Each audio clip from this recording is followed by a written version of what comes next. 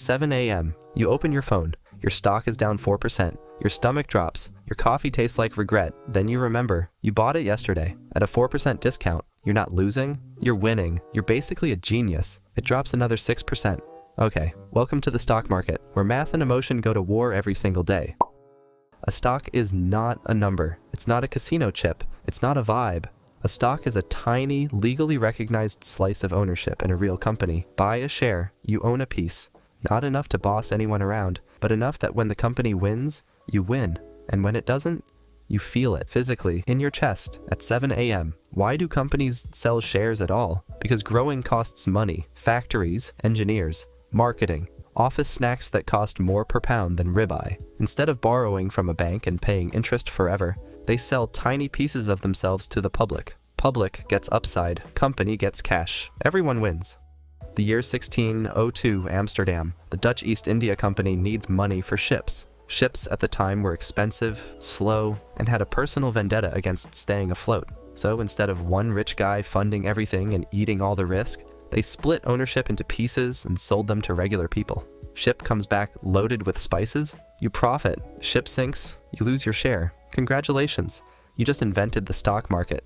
Born not from grand economic theory, but from boats and the very human desire to not go broke alone. They built a place to buy and sell those slices. The world's first stock exchange, Amsterdam, 1602, where perfectly reasonable people went to make completely unreasonable decisions. Tradition continues. Fast forward, 1792, New York. A group of brokers sign an agreement under a buttonwood tree on Wall Street. Trade only with each other. Standardize the rules. Stop getting swindled by randoms. That handshake became the New York Stock Exchange. A tree to trillions of dollars. Humans, man. Here's what almost nobody understands. A stock price is not an official verdict on what a company is worth. There's no committee, no clipboard guy, no algorithm whispering the truth. A stock price is just the price of the last trade. Two people disagreed on a company's value. One thought it was worth more. One thought less. They made a deal. That deal became the price. Every trade after updates it, millions of times a day. What moves it? First, earnings. Is the company making money? Growing?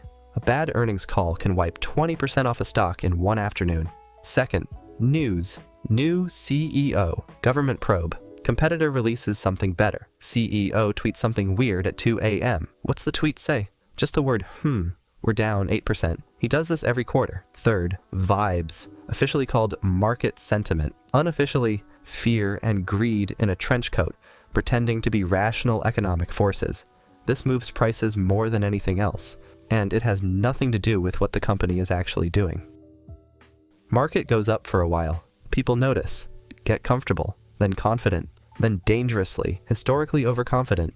They stop asking if prices make sense. They stop asking what happens if they're wrong. They just buy more because it's going up, and things that go up keep going up. That's greed. Then something spooks them. A bad headline, a rate hike, a rumor. Everyone who was confidently buying starts desperately selling. Prices crater, not because the company changed overnight, because the mood did. Here's the part that breaks people's brains. Same products, same customers, same revenue, same employees. And the stock swings 30% in a month. Because the market isn't tracking businesses. It's tracking what millions of people feel about businesses. And people feel things irrationally, constantly, enthusiastically. When the market broadly rises and confidence is high, bull market. The bull attacks by thrusting its horns upward. Everyone feels like a genius. Your coworker who knew nothing about stocks 6 months ago is now giving you tips, loudly, at lunch. That's a bull market. When prices broadly fall and confidence collapses, bear market. The bear swipes downward with its claws. Portfolios bleed. Financial Twitter gets philosophical. People rediscover the concept of a savings account. Officially, a bear market is a 20% drop from a recent high. Unofficially, it's when you stop checking your brokerage and tell yourself the money was always gone anyway. Healthy coping. Totally fine. The market doesn't just go up. Occasionally, it goes catastrophically sideways. And understanding why is more useful than any hot stock tip you'll ever get. Everyone is buying stocks. With borrowed money. On borrowed time. Sir, the market is collapsing. My portfolio is fine. Sir, you owe more than your stocks are worth. My bonus is... Sir, the bank collapsed. Is my bonus still... There are no more banks. The Great Depression begins. The lesson: borrowing money to bet on prices going up forever is a great way to lose your house. The lesson lasted about one generation, then everyone forgot. As per tradition, the dot-com bubble. The internet is new. The future is digital. Investors lose their minds. Companies with no revenue, no product, .com in their name get valued like the future of civilization. What does your company do? We sell pet food. Online. Revenue? We have a website. Take my money. They're not the future of civilization. The bubble pops. Trillions evaporate. Most of those companies vanish so completely you can't find them on the internet they were supposed to dominate. A few survive. A small online bookstore. A search engine 2 grad students built in a garage. They did all right. The lesson: the technology can be real and world-changing, and the stock can still be embarrassingly overpriced. 2008 banks spend years handing out mortgages to people who can't afford them, then repackage those mortgages as products labeled safe, then sell them globally, then act surprised when it all unravels simultaneously. Sir, Lehman Brothers just collapsed. The Fed's emergency line is busy. Relax. My bonus is guaranteed. Sir, millions are losing their homes, and my watch is still shiny. Priorities. Breaking news: $700 billion will go to rescuing financial institutions. Wait, they blow up the economy and we pay for it? Yep, $700 billion. Does that mean no Disneyland? Buddy, this year's vacation is still having electricity. The market drops over 50%. 2021 GameStop.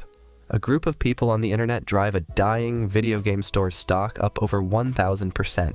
Hedge funds that bet against it lose billions. The internet celebrates. The hedge funds write op-eds about market stability. From the people who caused 2008, subtle. The other lesson: buying something after it's already up 900% is still a bad idea. The meme doesn't care about your entry price. Here's the unsexy truth. Most people who try to beat the market by picking stocks don't. Not because they're not smart, because they're competing against institutions with faster data, better algorithms, more analysts, and infrastructure designed to react to information before you finish reading the headline. You will hear about the person who turned $5,000 into $200,000. You will not hear about the hundreds who turned $5,000 and into $600 the same year. Survivors talk, losses go quiet. So what actually works for most people? Index funds. What's an index fund?